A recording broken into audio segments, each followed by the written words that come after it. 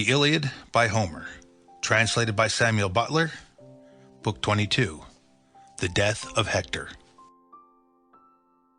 Thus the Trojans in the city, scared like fawns, wiped the sweat from off them and drank to quench their thirst, leaning against the goodly battlements, while the Achaeans with their shields laid upon their shoulders drew close up to the walls. But stern fate bade Hector stay where he was before Ilius and the Scaean gates. Then Phoebus Apollo spoke to the son of Peleus, saying, "Why, son of Peleus, do you, who are but man, give chase to me who am immortal? Have you not yet found out that it is a god whom you pursue so furiously?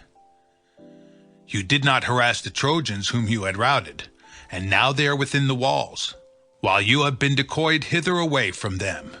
Me you cannot kill, for death can take no hold upon me." Achilles was greatly angered and said, "You have balked me, far darter, most malicious of all gods, and have drawn me away from the wall, where many another man would have bitten the dust ere he got within Ilius. You have robbed me of great glory, and have saved the Trojans at no risk to yourself, for you have nothing to fear. But I would indeed have my revenge if it were in my power to do so." On this, with fell intent he made towards the city, and as the winning horse in a chariot race strains every nerve when he is flying over the plain, even so fast and furiously did the limbs of Achilles bear him onwards. King Priam was the first to note him as he scoured the plain, all radiant as the star which men called Orion's hound, and whose beam blazed forth in time of harvest more brilliantly than those of any other that shines by night. Brightest of them all though he be, he yet bodes ill for mortals, for he brings fire and fever in his train. Even so did Achilles' armor gleam on his breast as he sped onwards. Priam raised a cry and beat his head with his hands as he lifted them up and shouted out to his dear son, imploring him to return. But Hector still stayed before the gates, for his heart was set upon doing battle with Achilles. The old man reached out his arm towards him and bade him for pity's sake come within the walls. "Hector," he cried, "my son, stay not to face this man alone and unsupported, or you will meet death at the hands of the son of Peleus, for he is mightier than you. Monster that he is, would indeed that the gods loved him no better than I do, for so dogs and vultures would soon devour him as he lay stretched on earth, and a load of grief would be lifted from my heart, for many a brave son has he reft from me, either by killing them or selling them away in the islands that are beyond the sea. Even now I miss two sons from among the Trojans who have thronged within the city, Lycaon and Polydorus, whom Lothier peerless among women bore me. Should they be still alive and in the hands of the Achaeans, we will ransom them with gold and bronze, of which we have store. For the old man Atles indulged his daughter richly. But if they are already dead and in the house of Hades, sorrow will it be to us two who were their parents, albeit the grief of others will be more short-lived, unless you too perish at the hands of Achilles. Come then, my son, within the city, to be the guardians of Trojan men and Trojan women, or you will both lose your own life and afford a mighty triumph to the son of Peleus. Have pity also on your unhappy father while life yet remains to him. On me, whom the son of Saturn will destroy by a terrible doom on the threshold of old age, after I have seen my sons slain and my daughters haled away as captives, my bridal chambers pillaged, little children dashed to earth amid the rage of battle, and my sons' wives dragged away by the cruel hands of the Achaeans. In the end, fierce hounds will tear me in pieces at my own gates after someone has beaten the life out of my body with sword or spear, hounds that I myself reared and fed at my own table to guard my gates, but who will yet lap my blood and then lie all distraught at my doors. When a young man falls by the sword in battle, he may lie where he is, and there is nothing unseemly. Let what will be seen, all is honorable in death. But when an old man is slain, there is nothing in this world more pitiable than that dogs should defile his gray hair and beard, and all that men hide for shame. The old man tore his gray hair as he spoke, but he moved not the heart of Hector. His mother hard by wept, and moaned aloud as she bared her bosom and pointed to the breast which had suckled him. "Hector," she cried, weeping bitterly in the while, "Hector, my son, spurn not this breast, but have pity upon me too. If I have ever given you comfort from my own bosom, think on it now, dear son, and come within the wall to protect us from this man. Stand not without to meet him. Should the wretch kill you, neither I nor your richly dowered wife shall ever weep, dear offshoot of myself, over the bed on which you lie, for dogs will devour you at the ships of the Achaeans." Thus did the two with many tears employ their son. But they moved not the heart of Hector, and he stood his ground awaiting huge Achilles as he drew nearer towards him. As serpent in its den upon the mountains, full fed with deadly poison, waits for the approach of man, he is filled with fury, and his eyes glare terribly as he goes writhing round his den. Even so, Hector leaned his shield against the tower that jutted out from the wall, and stood where he was, undaunted. "Alas," said he to himself in the heaviness of his heart, "if I go within the gates, Polydamas will be the first to heap reproach upon me. For it was he that urged me to lead the Trojans back to the city on that awful night when Achilles came forth against us. I would not listen, but it would have been indeed better if I had done so. Now that my folly has destroyed the host, I dare not look Trojan men and Trojan women in the face, lest a worse man should say, 'Hector has ruined us by his self-confidence.' Surely it would be better for me to return after having fought Achilles and slain him, or to die gloriously here before the city. What again, if I were to lay down my shield and helmet, lean my spear against the wall, and go straight up to noble Achilles? What if I were to promise to give up Helen, who was the fountainhead of all this war, and all the treasure that Alexandrus brought with him in his ships to Troy, aye, and to let the Achaeans divide the half of everything that the city contains among themselves? I might make the Trojans, by the mouth of their princes, take a solemn oath that they would hide nothing, but would divide into 2 shares all that is within the city. But why argue with myself in this way? Were I to go up to him, he would show me no kind of mercy. He would kill me then and there, as easily as though I were a woman when I had off my armor. There is no parleying with him from some rock or oak tree as young men and maidens prattle with one another. Better fight him at once, and learn to which of us Jove will vouchsafe victory." Thus did he stand and ponder, but Achilles came up to him as it were Mars himself, plumed lord of battle. From his right shoulder he brandished his terrible spear of Pylian ash, and the bronze gleamed around him like flashing fire or the rays of the rising sun. Fear fell upon Hector as he beheld him, and he dared not stay longer where he was, but fled in dismay from before the gates, while Achilles darted after him at his utmost speed. As a mountain falcon, swiftest of all birds, swoops down upon some cowering dove, the dove flies before him, but the falcon with a shrill scream follows close after, resolved to have her. Even so did Achilles make straight for Hector with all his might, while Hector fled under the Trojan wall as fast as his limbs could take him.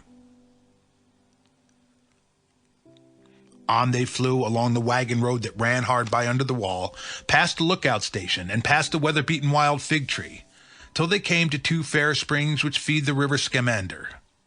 One of these 2 springs is warm, and steam rises from it as smoke from a burning fire. But the other, even in summer, is as cold as hail or snow, and the ice that forms on the water. Here, hard by the springs, are the goodly washing troughs of stone, where in the time of peace before the coming of the Achaeans, the wives and fair daughters of the Trojans used to wash their clothes. Past these did they fly, the one in front and the other giving chase behind him. Good was the man that fled, but better far was he that followed after, and swiftly indeed did they run, for the prize was no mere beast for sacrifice or bullock's hide, as it might be for a common foot race, but they ran for the life of Hector. As horses in a chariot race speed round the turning points when they are running from some great prize, a tripod or woman, at the games in honor of some dead hero, so did these 2 run full speed 3 times round the city of Priam. All the gods watched them, and the sire of gods and men was the first to speak. "Alas," said he, "my eyes behold a man who is dear to me being pursued round the walls of Troy. My heart is full of pity for Hector, who has burned the thigh bones of many a heifer in my honor, one while on the crest of many valleyed Ida, and again on the citadel of Troy, and now I see a noble Achilles in full pursuit of him round the city of Priam. What say you? Consider among yourselves and decide whether we shall now save him, or let him fall, valiant though he may be, before Achilles son of Peleus." Then Minerva said, "Father, wielder of the lightning, lord of cloud and storm, what mean you? Would you pluck this mortal whose doom has long been decreed out of the jaws of death?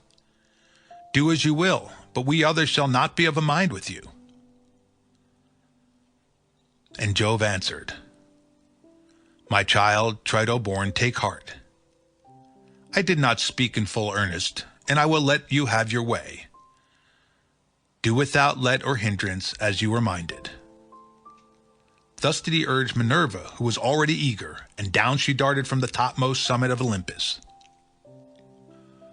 Achilles was still in full pursuit of Hector, as a hound chasing a fawn when he has started from its covert on the mountains and hunts through glade and thicket. The fawn may try to elude him by crouching under cover of a bush, but he will scent her out and follow her up until he gets her. Even so, there was no escape for Hector from the fleet son of Peleus. Whenever he made set to get near the Dardanian gates and under the walls, that his people might help him by showering down weapons from above, Achilles would gain on him and head him back towards the plain, keeping himself always on the city side. As a man in a dream who fails to lay hands upon another whom he is pursuing, the one cannot escape nor the other overtake, even so, neither could Achilles come up with Hector, nor Hector break away from Achilles. Nevertheless, he might even yet have escaped death had not the time come when Apollo, who thus far had sustained his strength and nerved his running, was now no longer to stay by him. Achilles made signs to the Achaean host, and shook his head to show that no man was to aim a dart at Hector, lest another might win the glory of having hit him, and he might come in second. Then at last, as they were nearing the fountains for the fourth time, the father of all balanced his golden scales and placed a doom in each of them, one for Achilles and the other for Hector. As he held the scales by the middle, the doom of Hector fell down deep into the house of Hades, and thus Phoebus Apollo left him. Thereon Minerva went close up to the son of Peleus and said, "Noble Achilles, favourite of the heaven, we too shall surely take back to the ships a triumph for the Achaeans by slaying Hector for all his lust of battle. Do what Apollo may, as he lie grovelling before his father, aegis-bearing Jove, Hector cannot escape us longer. Stay here and take breath, while I go up to him and persuade him to make a stand and fight you." Thus spoke Minerva. Achilles obeyed her gladly and stood still, leaning on his bronze-pointed ashen spear, while Minerva left him and went after Hector in the form and with the voice of Deiphobus. She came close up to him and said, "Dear brother, I see you are hard pressed by Achilles, who is chasing you at full speed round the city of Priam. Let us await his onset and stand on our defence." And Hector answered, "Deiphobus, you have always been dearest to me of all my brothers, children of Hecuba and Priam. But henceforth I shall rate you more highly, inasmuch as you have ventured outside the wall for my sake, when all others remain inside." Then Minerva said, "Dear brother, my father and mother went down on their knees and implored me, as did all my comrades, to remain inside. So great a fear has fallen upon them all. But I was in agony of grief when I beheld you. Now, therefore, let us two make a stand and fight, and let there be no keeping our spears in reserve, that we may learn whether Achilles shall kill us and bear off our spoils to the ships, or whether he shall fall before you." Thus did Minerva inveigle him by her cunning, and when the two were now close to one another, great Hector was the first to speak. "I will no longer fly you, son of Peleus," said he, "as I have been doing hitherto. 3 times have I fled round the mighty city of Priam without daring to withstand you, but now let me either slay or be slain, for I am in the mind to face you. Let us then give pledges to one another by our gods, who are the fittest witnesses and guardians of all covenants. Let it be agreed between us that if Jove vouchsafes me the longer stay, and I take your life, I am not to treat your dead body in any unseemly fashion. But when I have stripped you of your armor, I am to give your body to the Achaeans, and do you likewise." Achilles glared at him and answered, "Fool, prate not to me about covenants. There can be no covenants between men and lions. Wolves and lambs can never be of one mind, but hate each other out and out and through. Therefore there can be no understanding between you and me, nor may there be any covenants between us, till one or other shall fall, glutton grim Mars with his life's blood. Put forth all your strength. You have need now to prove yourself indeed a bold soldier and man of war. You have no more chance, and Pallas Minerva will forthwith vanquish you by my spear. You shall now pay me in full for the grief you have caused me on account of my comrades who you have killed in battle. He poised his spear as he spoke and hurled it. Hector saw it coming and avoided it. He watched it and crouched down so that it flew over his head and stuck in the ground beyond. Minerva then snatched it up and gave it back to Achilles without Hector seeing her. Hector thereon said to the son of Peleus, "You have missed your aim, Achilles, peer of the gods, and Jove has not revealed to you the hour of my doom, though you made sure that he had done so. You were a false-tongued liar when you deemed that I should forget my valor and quail before you. You shall not drive spear into the back of a runaway. Drive it, should heaven so grant you the power. Drive it into me as I make straight towards you. And now for your own part avoid my spear if you can. Would that you would receive the whole of it into your body. If you were once dead, the Trojans would find the war an easier matter, for it is you who have harmed them most." He poised his spear as he spoke and hurled it. His aim were true, for he hit the middle of Achilles' shield, but the spear rebounded from it and did not pierce it. Hector was angry when he saw that the weapon had sped from his hand in vain, and stood there in dismay, for he had no second spear. With a loud cry he called Deiphobus and asked him for one, but there was no man. Then he saw the truth and said to himself, "Alas, the gods have lured me on to my destruction. I deemed that the hero Deiphobus was by my side, but he is within the wall and Minerva has inveigled me. Death is now indeed exceedingly near at hand, and there is no way out of it. For so Jove and his son Apollo the far darter have willed it, though heretofore they have been ever ready to protect me. My doom has come upon me. Let me not then die ingloriously without a struggle, but let me first do some great thing that shall be told among men hereafter." As he spoke, he drew the keen blade that hung so great and strong by his side, and gathering himself together, he sprang on Achilles like a soaring eagle which swoops down from the clouds onto some lamb or timid hare. Even so did Hector brandish his sword and spring upon Achilles. Achilles, mad with rage, darted towards him, with his wondrous shield before his breast and his gleaming helmet made with 4 layers of metal nodding fiercely forward. The thick tresses of gold with which Vulcan had crested the helmet floundered round it, and as the evening star that shines brighter than all others through the stillness of the night, even such was the gleam of the spear which Achilles poised in his right hand, fraught with the death of noble Hector. He eyed his fair flesh over and over to see where he could best wound it, but it was all protected by the goodly armor of which Hector had spoiled Patroclus after he had slain him, save only the throat, where the collarbones divide the neck from the shoulders, and this is a most deadly place.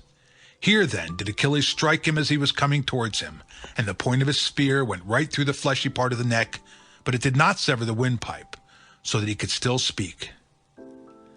Hector fell headlong, and Achilles vaunted over him, saying, "Hector, you deemed that you should come off scatheless when you were spoiling Patroclus, and recked not of myself who was not with him. Fool that you were, for I, his comrade, mightier far than he, was still left behind at the ships, and now I have laid you low. The Achaeans shall give him all due funeral rites, while dogs and vultures shall work their will upon yourself."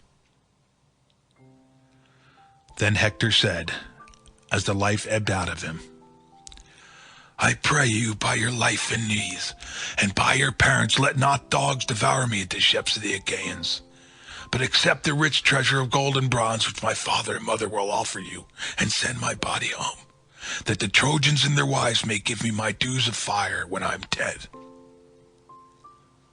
Achilles glared at him and answered, "Dog, talk not to me neither of knees nor parents. Would that I could be as sure of being able to cut your flesh into pieces and eat it raw, for the ill you have done me, as I am that nothing shall save you from the dogs. It shall not be.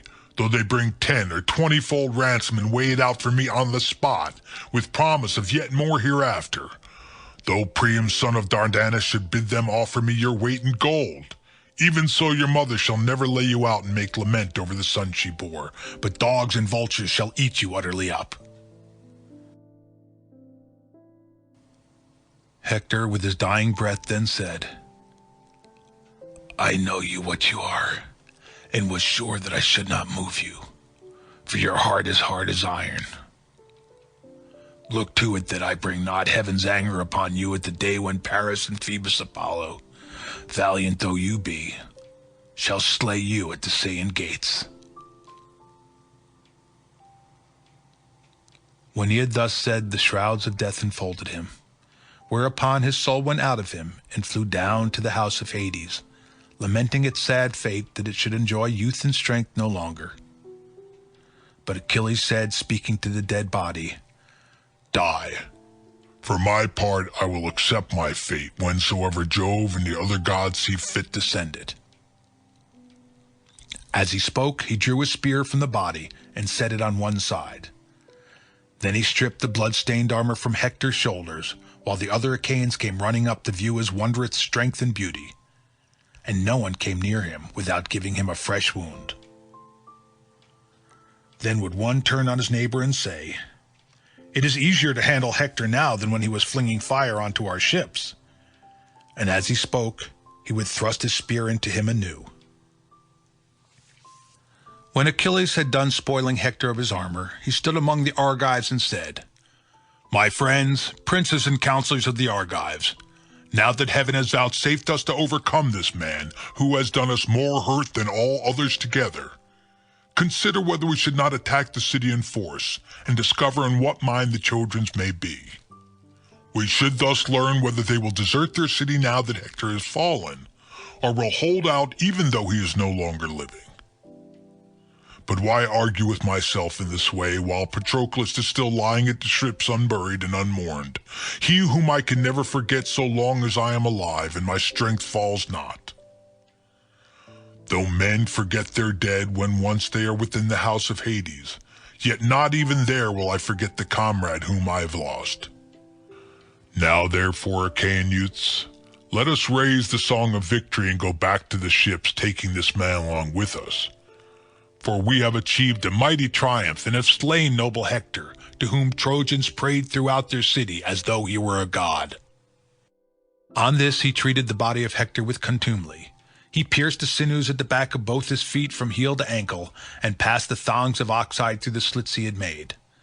Thus he made the body fast to the chariot, letting the head trail upon the ground. Then when he had put the goodly armor on the chariot and had mounted himself, he lashed his horses and they flew forward nothing loth. The dust rose from Hector as he was being dragged along, his dark hair flew all abroad, and his head, once so comely, was laid low on earth, for Jove had now delivered him into the hands of his foes to do him outrage in his own land. Thus was the head of Hector being dishonored in the dust. His mother tore her hair and flung her veil from her with a loud cry as she looked upon her son. His father made piteous moan, and throughout the city the people fell to weeping and wailing. It was as though the whole of frowning Ilias was being smirched with fire. Hardly could the people hold Priam back in his hot haste to rush without the gates of the city. He groveled in the mire and besought them, calling each one of them by his name. "Let be, my friends," he cried, "and for all your sorrow suffer me to go single-handed to the ships of the Achaeans. Let me beseech this cruel and terrible man, if maybe he will respect the feeling of his fellow men and have compassion on my old age. His own father is even such another as myself, Peleus, who bred him and reared him to be the bane of us Trojans, and of myself more than all others. Many a son of mine has he slain in the flower of his youth, and yet, grieve for these as I may, I do so for one, Hector, more than for them all. And the bitterness of my sorrow will bring me down to the house of Hades. Would that he had died in my arms, for both his ill-starred mother who bore him and myself should have had the comfort of weeping and mourning over him." Thus did he speak with many tears, and all the people of the city joined in his lament. Hecuba then raised the cry of wailing among the Trojans. "Alas, my son," she cried, "what have I left to live for now that you are no more? Night and day did I glory in you throughout the city, for you were a tower of strength to all in Troy, and both men and women alike hailed you as a god. So long as you lived, you were their pride. But now death and destruction have fallen upon you." Hector's wife had as yet heard nothing, for no one had come to tell her that her husband had remained without the gates. She was at her loom in an inner part of the house, weaving a double purple web and embroidering it with many flowers. She told her maids to set a large tripod on the fire so as to have a warm bath ready for Hector when he came out of battle. Poor woman! She knew not that he was now beyond the reach of baths, and that Minerva had him laid low by the hand of Achilles. She heard the cry coming as from the wall and trembled in every limb. The shuttle fell from her hands, and again she spoke to her wailing woman. "Two of you," she said, "come with me that I may learn what it has befallen. I heard the voice of my husband's honored mother. My own heart beats as though it would come into my mouth, and my limbs refuse to carry me. Some great misfortune for Priam's children must be at hand. May I never live to hear it, but I greatly feel that Achilles has cut off the retreat of brave Hector and has chased him on to the plain where he was single-handed. I fear he may have put an end to this reckless daring which possessed my husband, who would never remain with the body of his men, but would dash on far in front, foremost of them all in valor." Her heart beat fast, and as she spoke she flew from the house like a maniac, with her waiting women following after. When she reached the battlements and the crowd of people, she stood looking out upon the wall and saw Hector being borne away in front of the city, the horses dragging him without heed or care over the ground towards the ships of the Achaeans. Her eyes were then shrouded as with the darkness of night, and she fell fainting backwards. She tore the attiring from her head and flung it from her, the frontlet and net with its plaited band, and the veil which golden Venus had given her on the day when Hector took her with him from the house of Iliad, after having given countless gifts of wooing for her sake. Her husband's sister and the wives of his brothers crowded round her and supported her, for she was fain to die in her distraction. When she again presently breathed and came to herself, she sobbed and made lament among the Trojans, saying, "Woe is me, O Hector, woe! Indeed, that to share a common lot we were born, you at Troy, the house of Priam, and I at Thebes under wooded mountains of Placus in the house of Iliad, who brought me up when I was a child. Ill-starred sire of an ill-starred daughter, would that he had never begotten me. You are now going into the house of Hades under a secret place of the earth, and you leave me a sorrowing widow in your house. The child of which you and I are the unhappy parents is yet a mere infant. Now that you are gone, O Hector, you can do nothing for him, nor he for you. Even though he escaped the horrors of this woeful war with the Achaeans, yet shall his life henceforth be one of labor and sorrow, for others will seize his lands. The day that robs a child of his parents severs him from his own kind. His head is bowed, his cheeks are wet with tears, and he will go about destitute among the friends of his fathers, plucking one by the cloak and another by the shirt. Some one or another of these may be so far pity him as to hold the cup for a moment towards him and let him moisten his lips. But he must not drink enough to wet the roof of his mouth. Then one whose parents are alive will drive him from the table with blows and angry words. "Out with you," he will say. "You have no father here." And the child will go crying back to his widowed mother. He, Astyanax, who erewhile would sit upon his father's knees, and have none but the daintiest and choicest morsels set before him. When he had played till he was tired and went to sleep, he would lie in a bed, in the arms of his nurse on a soft couch, knowing neither want nor care. Whereas now that he has lost his father, his lot will be full of hardship. He, whom the Trojans named Astyanax because you, O Hector, were their only defense of their gates and their battlements. The wriggling, writhing worms will now eat you at the ships, far from your parents, when the dogs have glutted themselves upon you. You will lie naked, although in your house you have fine and goodly raiment made by the hands of women. This will I now burn. It is of no use to you, for you can never again wear it. And thus You will have respect shown you by the Trojans, both men and women." In such wise did she cry aloud amid her tears, and the women joined in her lament. End of Book 22.